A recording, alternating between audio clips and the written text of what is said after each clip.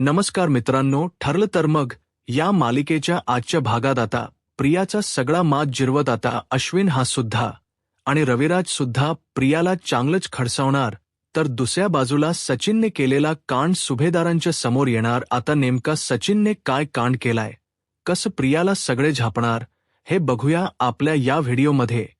तर आता आपण इथे पाहतोय की आता प्रतिमा आत्याला हॉस्पिटलाइज केलेला आहे. आता रविराज काका हे खूपच जास्त टेन्शनमध्ये आहेत. त्यांना प्रतिमाची खूप जास्त काळजी वाटत आहे. त्यांना प्रश्न पडलाय काय होईल, कसं होईल. आणि मग आता रविराज काका हे अश्विनला विचारत असतात, अश्विन आता प्रतिमाची तब्येत कशी आहे, ती लवकरात लवकर बरी तर होईल ना, तिला फार काही झालेलं नाही ना, ती शुद्धीवर कधी येईल. त्यावर मग अश्विन म्हणतो, काका हे बघ, तू जरा रिलॅक्स हो आणि शांत रहा. प्रतिमाहत्या त्याला लवकरात लवकर बरं वाटावं यासाठी आपण सगळे प्रयत्न करतोयच, पण एक खूप मोठा मेजर प्रॉब्लेम झालाय आणि तो म्हणजे प्रतिमाहत्याचा ब्लड ग्रुप ओ नेगेटिव्ह आहे आणि ओ नेगेटिव्हच ब्लड आपल्या ब्लड बंकमध्ये अवेलेबल नाहीये आणि प्रतिमाहत्याला सध्या ब्लडची खूप जास्त गरज आहे. आपल्याला कुठून ना कुठून लवकरात लवकर ब्लड अरेंज करावं लागेल. आता मग मात्र रविराज काकांना टेन्शन येतं. अश्विन म्हणतो, काका तू काळजी करू नको, मी आहे ना, मी कॉन्टॅक्ट करतो ना माझ्या काही मित्रांना वगैरे, त्यांच्या हॉस्पिटलमध्ये मला मिळेल ना ओ नेगेटिव्ह ब्लड ग्रुपच ब्लड मी शोधतो, तू काळजी करू नकोस. मग आता अश्विन हा फटाफट त्याच्या मित्रांना वगैरे कॉन्टॅक्ट करण्याचा प्रयत्न करू लागतो. त्यावर रविराज काका आता अश्विनला म्हणतात, एक मिनिट थांब अश्विन, अरे काय गरज एवढे सगळे प्रयत्न करण्याची, अरे तन्वीचा ब्लड ग्रुप सुद्धा ओ नेगेटिव्ह आहे प्रतिमाचा आणि तन्वीचा ब्लड ग्रुप सेम आहे. एकदा लहान असताना तन्वी पडली होती आणि तिचा खूप जास्त ब्लड लॉस झाला होता, तेव्हा प्रतिमानेच तर तिला रक्त दिलं होतं ना. आज जर प्रतिमाला रक्ताची गरज आहे तर तन्वी सुद्धा नक्कीच तिला रक्त देऊ शकते. तू एक काम कर, तू तुझ्या मित्रांना वगैरे कॉल करून विचारण्यापेक्षा तन्वीला फोन कर आणि तन्वीला सांग लवकरात लवकर हॉस्पिटलला ये आणि ब्लड डोनेट कर. तन्वी प्रतिमासाठी ब्लड डोनेट करू शकते. रविराज काकांना अश्विन म्हणतो, काय तन्वीचा आणि प्रतिमा त्याचा ब्लड ग्रुप सेम आहे, अरे वाह, मग ही तर खूपच चांगली गोष्ट झाली आहे. काका मी एक काम करतो, मी ताबडतोब तन्वीला सांगतो, सिस्टर तुम्ही एक काम करा, तोपर्यंत ब्लड चढवायचं प्रोसिजर कंप्लीट करायला घ्या आणि हो ब्लड काढण्यासाठी सुद्धा जे काही लागलं ते सर्व अरेंज करून घ्या. तोपर्यंत मी तन्वीला बोलावतो. मग अश्विन आता प्रियाला कॉल करू लागतो. आता प्रियाचा फोन बंद लागत असतो. आपण ज्या व्यक्तीशी संपर्क करू इच्छिता तो सध्या नेटवर्क कव्हरेज एरियाच्या बाहेर आहे असं सांगत असतं. आता तर प्रियाने जाणून बुजूनच फोन बंद करून ठेवलेला असतो, कारण तिने अश्विनच आणि रविराजच बोलणं ऐकलेलं असतं की प्रतिमाला ब्लड हवा आहे आणि प्रियाच आणि प्रतिमाच ब्लड ग्रुप सेम आहे, त्यामुळे तन्वी तिला ब्लड देऊ शकते. म्हणूनच ती खरंतर फोन वगैरे बंद ठेवून पसार झालेली असते. प्रिया आता खूपच जास्त घाबरलेली असते. तिला वाटत असतं की माझं ब्लड ग्रुप त्या प्रतिमाच्या ब्लड ग्रुप बरोबर मॅच होऊ शकत नाही, कारण तिचं ओ नेगेटिव्ह आहे आणि माझं बी पॉझिटिव्ह. जर आता हे सगळ्यांना कळलं की माझं आणि प्रतिमाच ब्लड ग्रुप वेगवेगळं आहे, तर माझं सगळं भिंग फुटेल आणि माझी वाट लागेल. त्यापेक्षा मी इथे न थांबलेलंच परवडेल. आणि मग ती तिकडनं थेट हॉस्पिटलच्या बाहेर पळ काढते. आता इकडे सतत फोनवरती फोन अश्विन प्रियाला ट्राय करत असतो. तो म्हणत असतो, तन्वी अग असं काय करतीयस, फोन उचल तन्वी, फोन उचल, तू फोन उचलणं सध्या खूप जास्त गरजेचं आहे. प्रतिमा हात्याला तुझ्या रक्ताची गरज आहे. तन्वी फोन उचल देवा. तन्वी कुठे गेलीये, तन्वी फोन उचल. पण तन्वी काही फोन उचलत नसते. तो आता सतत फोनवर फोन ट्राय करतच असतो. शेवटी कंटाळून आता अश्विन हा विचार करतो की मी घरी फोन करून कोणाला तरी सांगतो की तन्वीला हॉस्पिटलला पाठवून द्या. मग अश्विन आता घरी फोन करण्यासाठी त्याचा फोन हातामध्ये घेतच असतो. इतक्यात तिकडे सायली येते आणि सायली विचारते काय झालं अश्विन भाऊजी, अजूनही रक्ताची व्यवस्था झालेली नाहीये का? अश्विन म्हणतो नाही, अजून रक्ताची व्यवस्था होत नाहीये. त्यावर सायली विचारते, अश्विन भाऊजी, कुठलं ब्लड ग्रुप आहे? नक्की प्रतिमाहत्यांच? त्यावर अश्विन सांगतो, प्रतिमाहत्याच ब्लड ग्रुप हे ओ नेगेटिव्ह आहे. त्याबरोबर मग सायली म्हणते काय ओ नेगेटिव्ह? अश्विन भाऊजी, माझं सुद्धा ब्लड ग्रुप ओ नेगेटिव्ह आहे. त्यावर अश्विन म्हणतो काय, तुझं ब्लड ग्रुप ओ नेगेटिव्ह आहे? त्यावर सायली सांगते हो. त्यावर मग पुढे ती म्हणत असते की तुम्ही माझं ब्लड घेऊ शकता अश्विन भाऊजी, मला कुठल्याही पद्धतीचा कसलाही त्रास वगैरे सुद्धा काहीही नाहीये, त्यामुळे माझं ब्लड प्रतिमात्यांना अगदी सहज चालू शकतं. अश्विन भाऊजी, उगाचच्या उगाच प्रियाला फोन करून वेळ वाया घालवत राहण्यापेक्षा तुम्ही जर माझं रक्त घेतलं तर खूप बरं होईल. मी तुम्हाला हो तर रिक्वेस्ट करते की तुम्ही माझं रक्त घ्या आणि पुढचं जे काही ट्रीटमेंट आहे प्रतिमात्यांचं ते सुरू करा प्लीज. अश्विन भाऊजी प्लीज, तुम्ही नंतर हो तर प्रियाला फोन करत रहा. त्याबरोबर अश्विन ठीक आहे म्हणतो. सायलीला आता रक्त काढण्यासाठी नेलं जातं. सायलीच रक्त काढत असताना आता मनात ती म्हणत असते, प्रतिमत्यांना थोडा जरी त्रास झाला तरी मला एवढं जास्त वाईट का वाटतं, मला एवढं दुःख का होतं? प्रतिमाहत्यांना थोड्या तरी त्रासात मी का नाही बघू शकत का माहिती, पण प्रतिमांना काहीही झालं ना तर अगदी माझ्या काळजाला हादरा पोहोचल्यासारखं होतं. प्रतिमत्या मला म्हणाल्यात की मी त्यांना मुलीसारखी, पण मला तर असं वाटतं की त्याच माझी आई आहे, त्यांनीच मला जन्म दिलाय. तर इकडे आता अश्विन हा रविराज काकांना सांगतो, काका काळजी करू नकोस, तन्वीचा जरी फोन लागत नसला तरी सायली वहिनीच आणि प्रतिमा हत्याच ब्लड ग्रुप सुद्धा ओ नेगेटिव्हच आहे. आणि त्यामुळे सायली वहिनीने स्वतःहून येऊन मला सांगितलं की तीच ब्लड ग्रुप ओ नेगेटिव्ह आहे आणि मी तीच ब्लड घेतले आणि आता लवकरात लवकर प्रतिमाहत्येची ट्रीटमेंट सुरू होईल. प्रतिमाहत्याला लवकर बरं वाटेल. यू डोंट वरी, काळजी करू नकोस.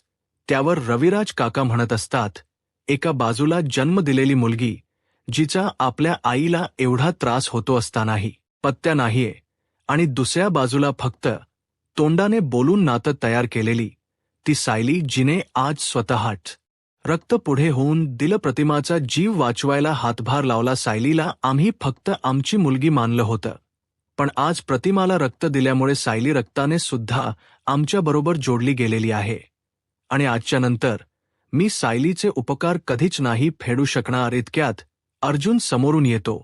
मग आता लगेचच रविराज अर्जुन समोर हात जोडतो. अर्जुन म्हणतो, सीनियर, अरे काय करतोयस तू हे? रविराज काका म्हणतात, अर्जुन, आज सायलीमुळे प्रतिमाचा प्राण वाचलाय. अरे, एका बाजूला तन्वी, जिला आम्ही जन्म दिलाय, जिला आम्ही आमची मुलगी म्हणून लहानाच मोठं करणार होतो, पण कालांतराने काही अडचणींमुळे ती आमच्यापासून दुरावली.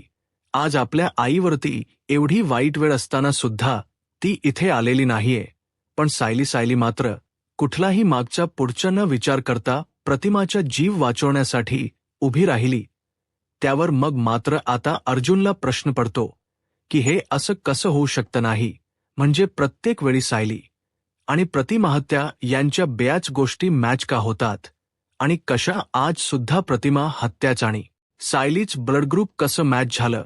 दोघींचेही ब्लड ग्रुप ओ नेगेटिव्हच कसं काय? नाही म्हणजे ओ नेगेटिव्ह ब्लड ग्रुप आहे, त्यात काही हरकत नाही, ठीक आहे, पण हे ब्लड ग्रुप खूप रेअर असतं. अगदी लाखो जणांमध्ये एखाद्याचं दोघांच ब्लड ग्रुप ओ नेगेटिव्ह असतं. मग या दोघींचेही अनवधानाने सेमच कसं काय असलं? याबरोबरच प्रतिमा आत्याच्या आणि सायलीच्या बऱ्याच सवयी सेम आहेत. आज पुरणपोळी खाताना सुद्धा सायलीने ज्याप्रमाणे तुपा साखरेबरोबर पुरणपोळी खाल्ली, प्रतिमत्याने सुद्धा अगदी तशीच तुपाबरोबर साखरेची पुरणपोळी खाल्ली. त्यानंतर सायलीने ज्याप्रमाणे नीटनेटकेपणा सांभाळलाय तशीच प्रतिमाहत्या सुद्धा अगदी नीटनेटकी स्वच्छ साफ आहे. असं कसं काय? प्रतिमाहत्या आणि सायली यांचे एवढे गुण सारखे का? आणि तन्वी, जी प्रतिमाहत्याची सख्खी जन्म दिलेली मुलगी आहे, तिचे आणि प्रतिमाहत्याचे इतके गुण वेगळे का? तर आता तोपर्यंत प्रिया इकडे विचार करते की चला आतापर्यंत त्या प्रतिमाला सायलीने रक्त दिलं असेल आणि काहीतरी जुगाड तिकडे रक्ताचा झालाच असेल. आता उगाचच्या उगाच तिकडे खोटे खोटे अश्रू गाळायला का होईना, पण मला गेलं पाहिजे. खोटी असली तरीही शेवटी आई आहे माझी. मग आता प्रिया ही उगाचच्या उगाच खोटे खोटे अश्रू गाळण्यासाठी आलेली असते हॉस्पिटलला. आताप रिया हॉस्पिटलला येते त्याबरोबर मग अश्विन प्रियावरती ओरडतो आणि म्हणत असतो, तन्वी कुठे होतीस तू सकाळपासून? तुला किती फोन केलेत, तुला एकही फोनच उत्तर देता आलं नाहीये का? तुझा फोन का बंद लागत होता? तुझा मोबाईल कुठे? त्यावर लगेचच ती पर्समधला मोबाईल काढते आणि म्हणते, सॉरी अश्विन, अरे ॲक्च्युली माझा मोबाईल बंद होता, सायलेंटवर गेलेला, त्यामुळे मला कळलंच नाही तू किती फोन केलेस ते. आणि आईला बरं वाटावं, आई लवकरात लवकर शुद्धीवर यावी यासाठीच मी देवळात प्रार्थना करत होते. मी देवी आईला साकडच घातलं होतं की जोवर माझी आई शुद्ध धीवर येणार नाही तोवर मी इथनं उठणार नाही म्हणून. त्यावर हे ऐकून अश्विन चिडतो. अश्विन म्हणतो, तन्वी तू मूर्ख आहेस का? अक्कल नाहीये का तुला? अग इथे केवढी मोठी इमर्जन्सी आली होती माहितीय तुला? इथे प्रतिमहत्याला रक्ताची गरज होती आणि तुझं आणि प्रतिमहत्याच ब्लड ग्रुप सेम आहे. ओ निगेटिव्ह, पण तुझा पत्ताच नाहीये. तू इथे काही कॉन्टॅक्टच करत नव्हतीस. नशिबाने नशीब सायली वहिनीच आणि प्रतिमहत्यात सुद्धा ब्लड ग्रुप मॅच झालं आणि म्हणून त्या बिचाया सायली वहिनीने प्रतिमहत्याला ब्लड दिलं आणि त्यामुळे आजच प्रतिमहत्याचा जीव वाचू शकला. जर सायली वहिनी सुद्धा वेळेवरती इथे आली नसती आणि तिने ब्लड दिलं नसतं ना, तर आज केवढा मोठा अनर्थ घडला असता सांगूही शकत नाहीये. त्याबरोबर रविराज काका सुद्धा म्हणतात, जाऊ देत अश्विन, अरे कोणासमोर तू ही सगळी गीता वाचतोयस? ज्या मुलीला स्वतःच्या आईची पर्वा नाहीये ती तुझ्या बोलण्याने काय पारघणार आहे? सोड, उलट बरं झालं. एका अर्थी जे घडलं ते आम्ही सायलीला फक्त आमची तो मुलगी मानत होतो तोंडाने बोलून, पण आज सायलीने प्रतिमाला रक्त देऊन सायली आणि प्रतिमाचं रक्त एक झालंय आणि त्यामुळे आता आमचं मानलेलं नातं रक्ताच्या नात्यात सुद्धा बदललंय. समजलं ना तन्वी? त्यामुळे याच्या पुढे रक्ताचं नातं आहे. मी तुमची रक्ताची मुलगी आहे हे बोलण्याचा हक्क सुद्धा तू गमावलेला आहेस. त्यामुळे आजच्या नंतर तू आमची मुलगी आहेस ही गोष्ट जरी तुझ्या लक्षात राहिली असली तरी आम्ही मात्र कायमचे विसरून गेलोय की तू आमची मुलगी आहेस. माझ्या बायकोपेक्षा महत्वाचं मला या जगात काही नाहीये आणि माझ्या त्याच बायकोच्या जीवावरती बेतलेलं असताना तू तिला रक्तदान करायचं सोडून भलतीकडेच भटकत होतीस नाही. तू म्हणतेस ढक की तू गेली होतीस देवळात प्रार्थना करायला, पण माझा या सगळ्या गोष्टींवर बिलकुलच विश्वास नाहीये. अश्विन सुद्धा म्हणतो, तन्वी तू जे वागली आहेस ना ते अत्यंत चुकीच आहे. यावेळी तू जास्तीत जास्त वेळ इथे हॉस्पिटलमध्ये राहायला हव्य. प्रतिमा हत्याच्या बरोबर तिला धीर दिला पाहिजेस, तिला सांभाळलं पाहिजेस. तर ते सगळं सोडून तू कुठेही मंदिरात वगैरे फिरत बसली होतीस. तू जे वागलेस ना ते अत्यंत वाईट, विचित्र, चुकीचं आणि राग येण्यालायक आहे. तन्वी, अगं प्रतिमाहत्याऐवजी जर तुझी अशी अवस्था असती आणि तुला रक्त हवं असतं आणि प्रतिमाहत्याने जर तुला रक्त द्यायला नकार दिला असता किंवा ती जर अशी भटकत राहिली असती तर तुला कसं वाटलं असतं? प्रिया म्हणते, अश्विन माझं चुकलं, मी हॉस्पिटलमध्येच थांबायला हवं होतं, मला माफ कर. मी पुन्हा असा वेडेपणा नाही करणार. अश्विन, अरे मला वाटलं आईसाठी प्रार्थना केली तर आई लवकर बरी होईल म्हणूनच मी आई करता प्रार्थना करत होते. माझी अशी इच्छा नव्हती रे की आईला त्रास व्हावा. अश्विन म्हणतो, बाद झालं. तन्वी, मला ना आता तुझं काही एक ऐकून घ्यायचं नाही म्हणजे खोट बोलण्याच्या सर्व सीमा तू पार केलेल्या आहेस. अगं जर तुला एवढीच काळजी होती ना तर तू हॉस्पिटलमध्ये थांबायला हवं होच. हॉस्पिटलमधून निघून जाऊन तू खूप मोठी चूक केलेली आहेस. तुला प्रतिमाहत्याची किती काळजी आहे हे मला बरोबर आज समजलंय. तर दुसऱ्या बाजूला इकडे सचिनला आता अस्मिताने तिचं क्रेडिट कार्ड दिलेलं असतं. आता सचिन घरातून बाहेर आलेला असतो. सचिन विचार करतो की चला बाबा खाईनली. या अस्मिताने मूर्खपणा केलेला आहे. तिने आपल्याला स्वतःच क्रेडिट कार्ड दिलं. जर अनायसे तिने स्वतःहूनच स्वतःच्याच पायावरती कुऱ्हाड मारून घेतलेली आहे, तर आता ती कुऱ्हाड मी जरा जोरात आखटतो नाही. तिचा खूप विश्वास आहे ना माझ्यावर. आता जरा 5-50 लाखाचा घपला करतोच. आणि मग आता अश्विन काय करतो, थेट 7 लाख रुपये अस्मिताच्या अकाउंटमधून काढतो.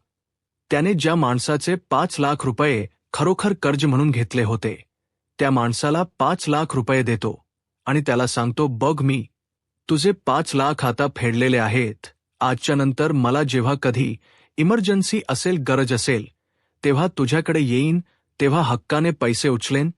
तो माणूस म्हणतो, या शेठ नक्की या. त्याबरोबर आता तो विचार करतो, कशाला येतोय मी तुझ्याकडे. आता सध्या तरी माझ्याकडे स्वतःचे असे 2 लाख रुपये उरलेत, ज्यावर माझा गुजरबसर अगदी चांगला होईल.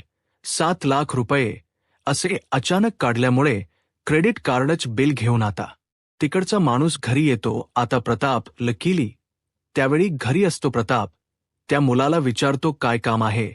त्यावर तो सांगतो, क्रेडिट कार्डच बिल द्यायला आलोय सर. प्रताप त्याच्या हातातलं बिल घेतो आणि बघतो तर काय अस्मिताच्या क्रेडिट कार्डच बिल घरी आलंय. आता प्रताप हा लगेचच तिला म्हणतो, कल्पना बघितलंस का, अस्मिताच बिल आलंय. त्याबरोबर कल्पना म्हणते, किती आहे हो. त्यावर प्रताप सांगतो, 7 लाख रुपये. त्यावर आता कल्पना म्हणते, काय 7 लाख, ते सुद्धा अस्मिताच्या क्रेडिट कार्डच बिल. बापरे, अहो 7 लाखाची अशी अस्मिताने काय खरेदी केली आहे.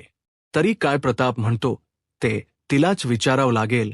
एक काम कर कल्पना, जा आणि लवकरात लवकर अस्मिताला इकडे बोलाव. कल्पना म्हणते, हो मी लगेच बोलवून आणते. आणि मग कल्पना अस्मिताला सांगते, अस्मिता तुला तुझे डॅड बोलवतायत, चल लवकर. अस्मिता बाहेर येते. आणि काय डॅड कशासाठी हाका मारत होतात, का बोलवत होतात असं विचारते. त्याबरोबर प्रताप अस्मिताला म्हणतो, अस्मिता तुला काही कळते का, तू काय केलेस ते मला सांग एक गोष्ट. तू कशासाठी 7 लाख रुपये काढलेस. 7 लाखाची एवढी तू काय खरेदी केलीस. 7 लाख तुला कशासाठी लागले, काय काम होतं तुझं. 7 लाख खर्च होतील एवढं मोठं. कल्पना सुद्धा म्हणते, अस्मिता अगं काही लिमिट आहे का नाही तुझे पैसे खर्च करण्यालास. मिता म्हणते, एक मिनिट मॉम डॅड, अरे काय बोलताय तुम्ही. मी आणि 7 लाख रुपये काढलेत, ते सुद्धा क्रेडिट कार्डवरती. कशाला काढू मी एवढे पैसे, मला काय गरज आहे एवढ्या पैशांची. आणि मुळात मी घराबाहेर कुठे गेलीये तरी का पैसे विड्रॉल करण्यासाठी. आणि सगळ्यात महत्वाची गोष्ट, माझ्याकडे माझं क्रेडिट कार्ड नाहीच आहे. त्यावर प्रताप म्हणतो, काय मग तुझं क्रेडिट कार्ड आहे कुठे अस्मिता. त्यावर अस्मिता म्हणते, माझं क्रेडिट कार्ड मी. त्यावर प्रताप म्हणतो, व्यवस्थित आठव कुठे ठेवलायस तू क्रेडिट कार्ड. कुणी तुला चुना लावलाय, किती पैसे आहेत तुला कळते का अस्मिता. काही कुणीतरी तुला गंडवले, कुठे आहे तुझं क्रेडिट कार्ड, लवकर सांग. आपल्याला काहीतरी केलं पाहिजे. त्याचं एवढं बिल नक्की कसलं आलंय, काय खरेदी केले, कोणी केले, हे सगळं कळायला नको का. अस्मिता बोल. त्यावर अस्मिता म्हणते, डॅड मी आठवतीये ना. त्याबरोबर प्रताप म्हणतो, आठव लवकर. 7 लाख रुपयांच तू काय केलेस. त्यावर अस्मिता म्हणते, डॅड अहो 7 लाख रुपयांच मी काहीही केलेलं नाहीये किंवा काही खरेदी सुद्धा घेतलेली नाहीये. अहो मी माझं क्रेडिट कार्ड सचिनला दिलं होतं. प्रताप म्हणतो, काय सचिनला, कशासाठी. त्यावर मग अस्मिता म्हणते, अहो डॅड असं काय करताय. तुम्हाला सगळ्यांनाच माहिती आहे ना, सचिनचा सध्या जॉब गेलाय कॅनेराचा. त्यामुळे सचिनकडे स्वतःचे असे काहीही पैसे वगैरे उरलेलेच नाही करिता. म्हणून मग मीच माझं कार्ड इमर्जन्सीसाठी त्याला देऊन ठेवले. प्रत्येक वेळी तो माझ्याजवळ किती वेळा हात पसरणार, कितींदा तो माझ्याकडे पैसे मागणार, असे सारखे सारखे. म्हणून मग मीच त्याला म्हटलं की हे माझं क्रेडिट कार्ड आहे, हे तुझ्याजवळ ठेव. तुला जेव्हा पैशांची गरज लागेल तेव्हा तू पैसे काढून घे. पण डॅड अहो सचिनने माझ्या अकाउंटमधनं 7 लाख रुपये काढलेत, ही गोष्ट मला सुद्धा माहीत नाहीये. त्याबरोबर आता सगळ्यांनाच खूप मोठा धक्का बसतो आणि सचिनचा फ्रॉड आता सगळ्या घरच्यांसमोर आलेला असतो. तर दुसऱ्या बाजूला आता इकडे प्रिया ही विचार करत असते, शिट शिट शिट शिट, या घरच्यांना गोळात घेण्यासाठी मी आज जे काही कष्ट केले, जी काही मेहनत घेतली, ती सगळी पाण्यात गेली, सगळ्याचं वाटोळं झालं त्या एकट्या प्रतिमाच्या पडण्यामुळे. पण काय करू, माझं ब्लड ग्रुप त्या प्रतिमाच्या ब्लड ग्रुप बरोबर मॅच झालंच नसतं. जर मी निघून गेले नसते तर सगळ्यांना सत्य समजलं असतं आणि म्हणूनच मला निघून जावं लागलं. पण ते काही नाही, मला लवकरात लवकर पुन्हा एकदा सगळ्यांचा यांचा विश्वास कमवावाच लागेल.